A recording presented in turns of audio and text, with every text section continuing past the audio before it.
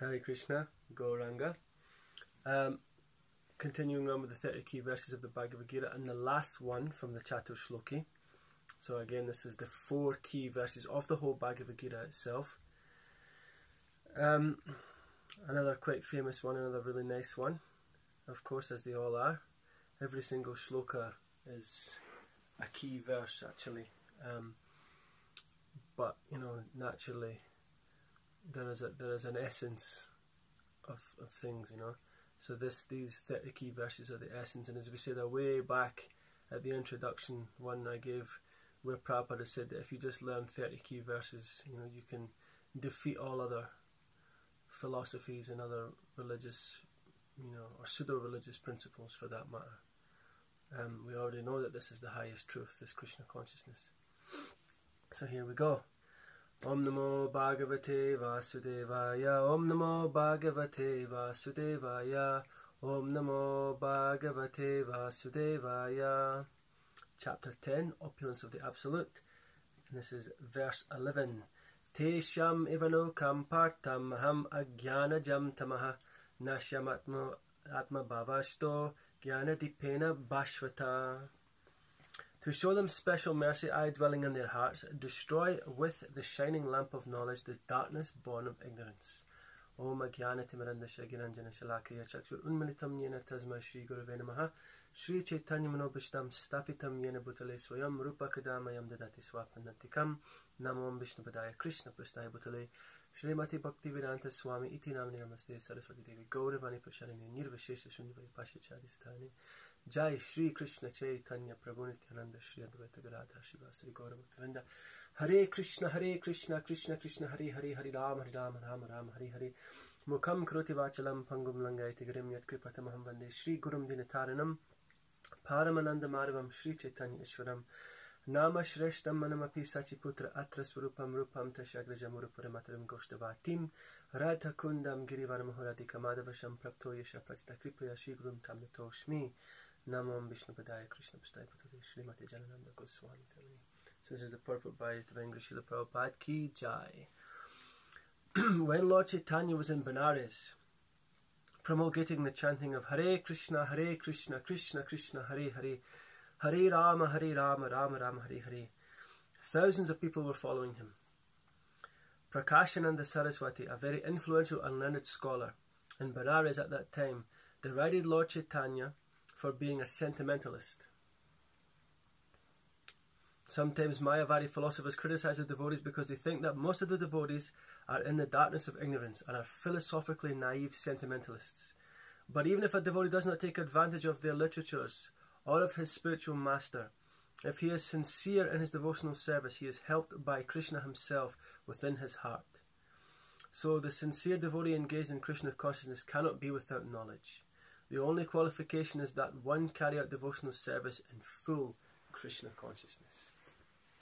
Now the first part here, of course, we keep hearing a lot about Mayavadis and Mayavadi not getting into this atheistic philosophy or Mayavad philosophy where you take away the supreme nature of Krishna.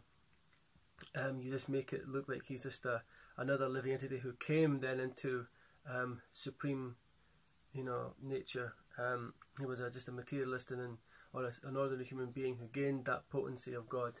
You know, these are all not, we've heard so much heavily from Prabhupada throughout this whole series that this is all bogus philosophy, nonsense philosophy, and leads only to darkness, leads only to foolishness, blindness, ignorance. This Prakashananda Saraswati, of course, these Mayavadi sannyasis, there was thousands of them in Varanasi, and we hear that, of course, their whole mood was exactly that they also were the supreme by being linked, as we are part and parcel of God. Then we also can have the full power of that, you know, nature. You know, we can be, if we're part and parcel, then it means our section of it can also be fully potent. And when they used to address each other as Narayan. You know, you're Narayan, I'm Narayan. The power of Narayan is in me, so I'm also Narayan. So you worship me as Narayan. Not that you worship me like you would worship God, as you would with a spiritual master. You worship the Guru like Krishna, not as Krishna. There's a big distinction there. So there's the famous picture where Lord Caitanya, of course, his mood was Charadapi Sanuchena, Taradapi Susana Amanina Manadena Kirtaniya Sadahari. That one should, chant the holy name of the Lord in a humble state of mind, thinking oneself lower than the straw on the street. One should be more taller than a tree, devoid of all sense of false prestige, and in such a state of mind one can chant the name of the Lord constantly. So he was always promoting this mood of humility. So he knew that would melt the hearts of these puffed up sannyasis, and he went into the place where they were all sitting, and he sat down in the feet bathing area, which is considered unclean, of course. And Prakashananda Saraswati says, "My God," he says, "my Lord, and this is not because he was Lord Caitanya Mahaprabhu, knowing he was Krishna, he was addressing him, remember, as Narayan. So he's like, "Oh my Lord, great sannyasi, you're as effulgent as the sun. Why are you sitting in an unclean place? Come and sit with us. Why don't you give us your association and speak Vedanta philosophy with us?" And then they go, and he goes on to describe, how, because previously they were basically calling Lord Caitanya a sentimentalist for his going around and chanting the holy name. And then he actually asks the Lord directly. He says he was feeling probably quite confident, having all the strength and numbers of all his disciples and all these other sannyasis there. He says, "Why are you not studying the Vedanta Sutra? The duty of a sannyasi is to study the Vedanta Sutra," which is a commentary in all the Vedas. But they had what's called the Sharirak Bhashya, which is the commentary by Sankaracharya, and not what we later on have as a Bhagavat or a Krishna consciousness commentary, which we later did get. Of course, the Srimad Bhagavatam is the ultimate commentary on the whole thing, but there was also a Bhashya written by one of the Gaudiya Vaishnava Acharyas later on. But this particular commentary of the Vedanta Sutra was the Sharirak Bhashya by Shankaracharya, who is the incarnation of Lord Shiva. And Chaitanya Mahaprabhu says, "I have taken to the Sankirtan movement instead of the study of Vedanta because my Guru called me a great fool. He said, the only thing that you're qualified for is chanting the holy name of the Lord." And he says, the holy name will deliver you from material bondage. And now this verse was uttered here. Harir Nama, Harir Nama, Harir Nama Eva Kevalam, Kalo Nastyeva, Nastyeva, Nastyeva, Gatiranyata. In this age of Kali there is no other religion but the glorification of the Lord by utterance of his holy name, and that is the injunction of all the revealed scriptures. Yeah?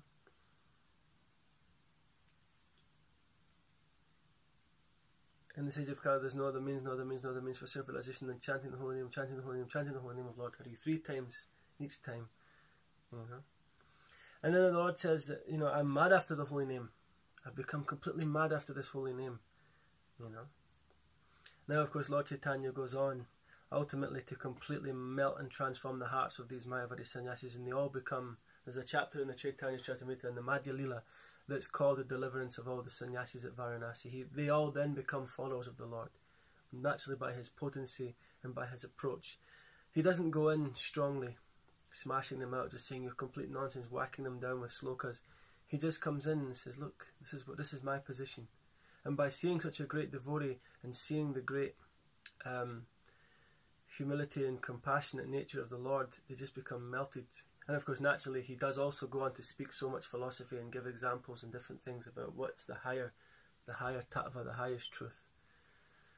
So from that approach, we can do that. When we're speaking to people, we should be able to give ourselves. And if ourselves, as ourselves, if we are actually filled up with Krishna consciousness, then we have something to give. I quoted this previously, but again, it's such a wonderful quote. Indra Prabhu used to say, if you don't have it, you can't give it. If you ain't got it, you ain't getting it, What are you giving when we're chanting this holy name, this Yugadama Harinam Sankirtan? We need to really be chanting really sincere. He said Shuddhanam, but again, we discussed previously in a few shorter classes that I gave, that is quite a high level to be chanting Shuddhanam. It's the highest level, other than chanting, like the pure devotees, Krishna Prema Nam, with pure love chanting the holy name. But even either of the two, Shuddhanam or Krishna Prema Nam, these are so rare. But just simply even chanting the holy name, we should try to chant it sincerely, with a pure desire to be cleared and to be freed up of our material entanglement. to truly start the devotional path and to never look back. That is our vow, actually, in chanting the holy. That is what chanting the holy name is: free of the 10 offences, following the regulative principles, sincerely performing devotional service. Whichever of the areas of life you're in, whether it's the grihastha, sannyas, vanapras, brahmacharya, whatever it is, taking those into account,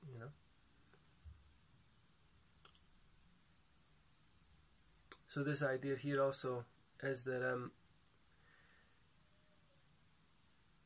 even if the devotee cannot actually follow, i.e. he loses touch of his spiritual master somehow, or he, doesn't even get the chance to get near the literatures, if you're just chanting and you're sincerely following, then you can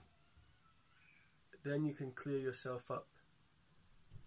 Then you can actually, because Krishna will help you in the heart. This is the thing we also had the Tishamsa Tata Yuktanam Bhajatam Priti Purvakam, To those who are devoted to serving with love, I'll give the understanding. So the same thing is here as well. That in the heart will be guided. So we just have to just focus on that. Connect to Krishna, and everything is there. The Mayavadi philosophers think that without discriminating one cannot have pure knowledge. For them, this answer is given by the Supreme Lord. Those who are engaged in pure devotional service, even though they be without sufficient education, and even without sufficient knowledge of the Vedic principles, are still helped by the Supreme God, as stated in this verse. The Lord tells Arjuna that basically there is no possibility of understanding the Supreme Truth, the Absolute Truth, the Supreme Person of Godhead, simply by speculating. For the Supreme Truth is so great that it is not possible to understand Him or to achieve Him simply by making a mental effort. Man can go on speculating for several millions of years, and if he is not devoted, if he is not a lover of the Supreme Truth, he will never understand Krishna or the Supreme Truth. We hear that statement was used to be made by George Harrison. He said it's all about love. And in many ways that is true. Here we're seeing that it is about developing love for Krishna, love for God, developing a deep attachment to following the principles and, connecting with Krishna. It is not done simply just by knowledge, dryness, philosophy. That application, especially in the modern age, who has time? We hear that to study Sanskrit takes 12 plus years, maybe more. Maybe I'm misquoting, but I know that it takes at least 10, 15, 20 years of it. It takes most of your life to learn Sanskrit. Right from a young age you have to be applying. And to understand, to read all these different books of the Vedas. This Vedanta Sutra, to understand all these commentaries is also so many years of your life. We don't even have the age to do that. No, we wouldn't even be able to do that in this lifetime with all the things that we have, all the distractions, But we can read the Srimad Bhagavatam, this Bhagavad-Gita. We can read the Chaitanya Charitamrita, hear about these pastimes and conversations of the Lord with Prakashananda Saraswati, and so on and so forth, and get some really sharp, quick, powerful purity, which then we just keep reapplying. As soon as we get it, we use it. Nothing we try to keep for ourselves in Krishna consciousness. We just give it straight out there in the form of Sankirtan. And of course, by doing Sankirtan, you're gaining, giving, building up, becoming higher, becoming stronger, becoming really fired up, becoming really convinced, And as you bring more, in that sense, you'll gather more devotees. You'll make more devotees and gather them up with you. And they'll go out and make more pockets of Krishna consciousness springing up all over. That is the point. That is what we're trying to do. We are trying to flood the world with Krishna consciousness. This idea, these branches in the Chaitanya Charitamrita, we heard about this in a few purports back. In the Chaitanya Charitamrita, the Lord says that He has all these fruits. He's holding all these fruits of devotional service, pure devotional service, and He wants to give them out, but He needs help. Now, of course, the Lord can flood the whole world if He wants in an instant, but He doesn't want to force the jiva, the conditioned soul, to become Krishna conscious. Otherwise, then again, there's no love there if there's force. So He simply just gives it out to His followers, who by taking that potent Krishna consciousness, with they have the desire and to do it, and they have the spiritual purity, of course, by practicing. They've been practicing so intensely. They have the adhikara, the purity to do it, you know. And then they can go off and they can just make more and more branches of that tree all over the world, you know. And it can come from within the heart, or it can come from the spiritual master, you know. But either way, it has to come from somewhere. It has to be kick-started by another. So that's something to remember about this idea. It's not impersonal. Nothing starts off without someone else giving you that spark, you know.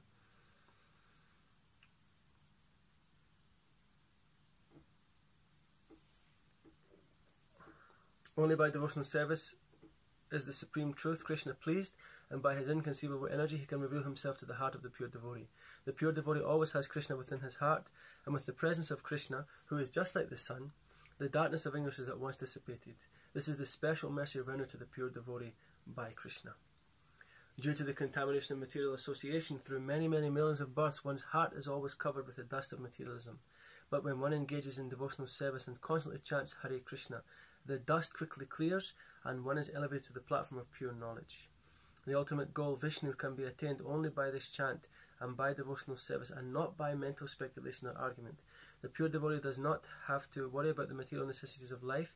He need not be anxious, because when he removes the darkness from his heart, everything is provided automatically by the Supreme Lord, who is pleased by the loving devotional service of the devotee.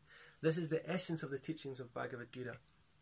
By studying Bhagavad-Gita, one can become a soul completely surrendered to the Supreme Lord and engage himself in pure devotional service. As the Lord takes charge, one becomes completely free from all kinds of materialistic endeavours. So that is a really beautiful thing there. Let the Lord take over. Let the Lord do everything, you know. But we have to act like it's us that's doing it, knowing though that it isn't. This is the mood of a devotee. We're not the doer. We're not entitled to the results. Even if we do get some results, they'll go again. Some other results will come. Some other entanglement will come if we're fruitive. But we should act like that we need to do our bit like anything. We have to endeavour so much to spread Krishna consciousness, to become pure. We have to chant with focus, read with attention, study as much as we can, you know, and preach like anything as well, you know. And then Krishna, he's actually doing everything. He's making it all happen. He's sending the souls. He's sending the people to come across us to come across them. You know, he's making all the connections. But we have to act like it needs us to do it, you know. In this verse, cleansing the heart, we know that Lord Caitanya, he gave 8 slokas called the Shikshashtakam. And the first one is talking about this Sri Krishna Sankirtan.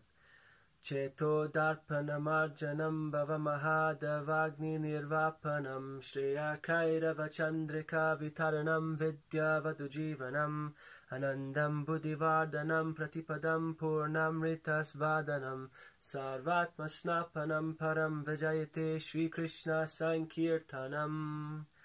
Glory to the Sri Krishna Sankirtan, which cleanses the heart of all the dust accumulated for years and extinguishes the fire of conditional life, of repeated birth and death. This Sankirtan movement is the prime benediction, for it spreads the rays of the benediction moon. It is the life of all transcendental knowledge. It increases the ocean of transcendental bliss, and it enables us to taste the nectar for which we are always anxious. This is the sum and substance of all philosophy. Take part in this Sankirtan movement, cleanse the heart by chanting the holy name, and achieve true transcendental knowledge in this lifetime. Srila Prabhupada ki Jai Nitai Gaura Premanandi Hari Hari Bol.